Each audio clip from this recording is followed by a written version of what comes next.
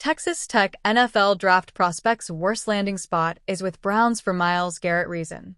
Coming into the 2026 offseason, the Cleveland Browns have a lot of work to do on both sides of the ball, but the offense more than the defense. With 2 first-rounders in the 2026 NFL draft, however, the Browns could go offense and defense to build a well-balanced team. But one top player might not be the best option. Kristopher Knox of Bleacher Report believes that Texas Tech pass rusher David Bailey's worst landing spot in the NFL would be with the Browns, thanks in part to Myles Garrett. David Bailey's worst landing spot is with Browns. Bailey should look to land with an odd front defense that uses him as a high-volume pass rusher and the headliner of its pass rush, Knox writes. The Browns would not be that team. Not only would Bailey be playing behind Garrett along the defensive line, but he would likely be a part of a pass rusher rotation in a 4-3 defense as opposed to his ideal 3-4 defense. Bailey is a good pass rusher and is likely to go inside the top 10 of the 2026 NFL draft. Pairing him up with Garrett would make one of the more fearsome defensive lines in the NFL. Browns predicted to ditch Shedeur Sanders in favor of trade for $230 million quarterback. Investing so much into the pass rush room, while it could work out, might not be the best idea for the Browns or Bailey. The Texas Tech pass rusher would ideally have a bigger role in the defense than he would in Cleveland. And the Browns need offensive help desperately and would be better off double-dipping on offense in round 1. Bailey to the Browns is a fun draft pick, but only in theory. In practice, the fit doesn't make a lot of sense, and with some uncertainty about the offense, taking a wide receiver or offensive line instead would be the better choice. The beauty of the NFL draft lies in projection, in imagining how raw traits, collegiate dominance, and schematic potential will translate on Sundays. For a prospect like David Bailey, the conversation isn't about talent. It's about fit. And sometimes, the worst landing spot for a gifted pass rusher isn't a bad team, it's the wrong ecosystem. Coming into the 2026 offseason, the Cleveland Browns are a franchise at a crossroads. With 2 first-round selections in the NFL draft, Cleveland holds flexibility and pressure. The roster needs balance. The offense demands attention.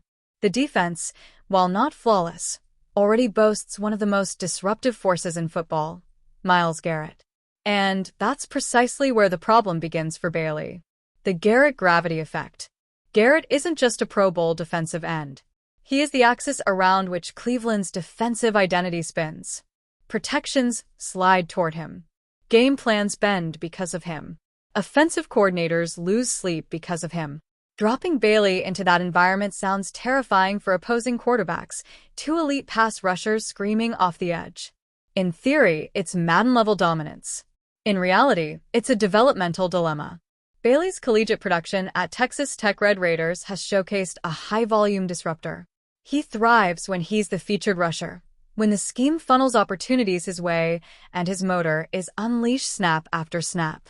He profiles best in an odd front system that lets him operate as a stand-up edge presence, attacking from varied angles, dictating matchups rather than reacting to them.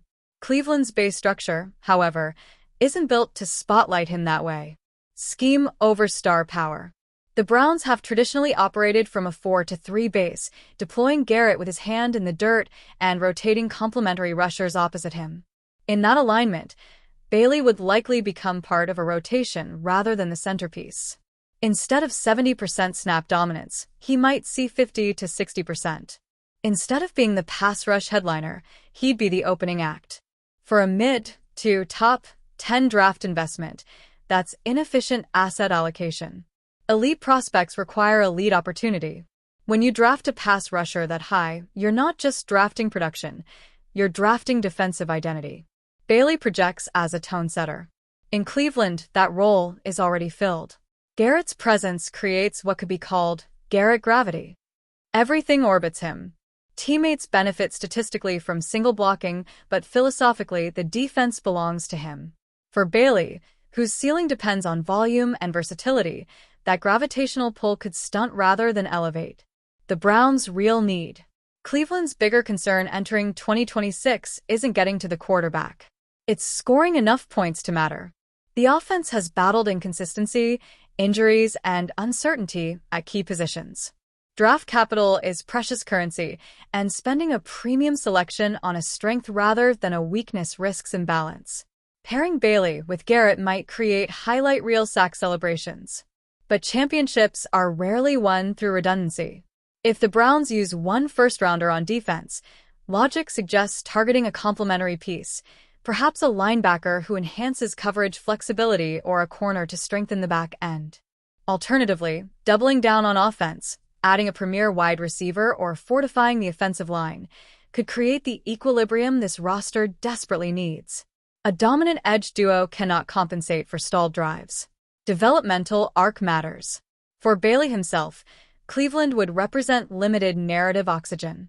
In a 3-4 scheme elsewhere, he could walk in as the franchise's primary edge threat.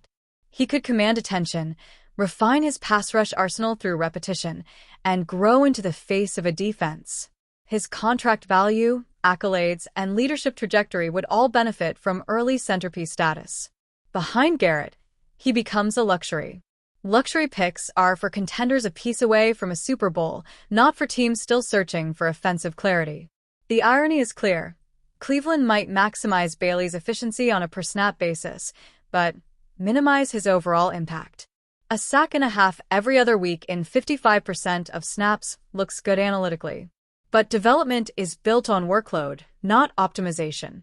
Fun in theory, flawed in practice. Draft season thrives on imagination. Two elite pass rushers collapsing pockets from both sides feels cinematic. Defensive coordinators would salivate. Fans would celebrate. But team building requires restraint. The Browns must ask themselves a critical question. Does drafting Bailey make us better, or does it simply make us flashier? Meanwhile, Bailey must consider where he can be more than a complimentary star. The worst landing spots for prospects are rarely dysfunctional franchises. They're the places where opportunity is crowded, where scheme dampens explosiveness, and where role clarity favors incumbents.